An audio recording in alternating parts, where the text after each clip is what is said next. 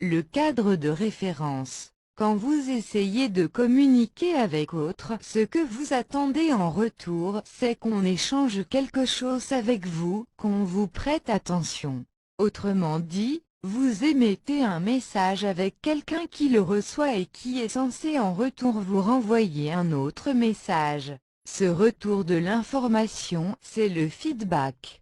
On peut analyser la communication en se posant les questions suivantes: qui dit quoi, à qui, où, pourquoi, comment, avec quel résultat. Autrement dit, un émetteur, qui peut être un individu, un groupe ou une institution, émet un message vers un récepteur qui peut être aussi un individu, un groupe ou une institution, dans un lieu donné, dans le but de transmettre, d'échanger, d'informer ou de demander quelque chose par le canal de la transmission verbale, aboutissant à des effets qui sont les résultats constatés.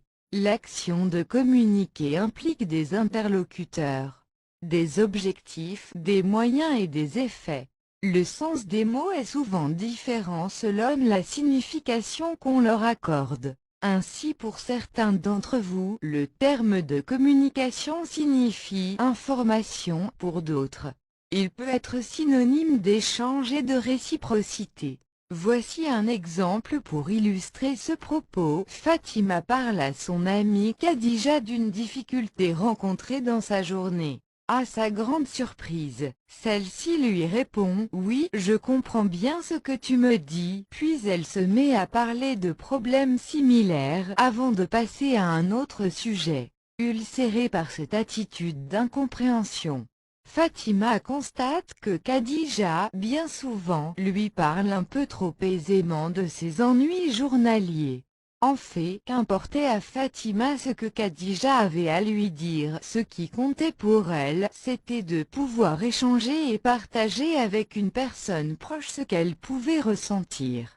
Quant à Khadija, habituée à une structure professionnelle où la communication, c'est-à-dire l'information, se fait par note de service, elle lui avait montré que lui aussi avait des problèmes pour comprendre l'intention réelle de Fatima.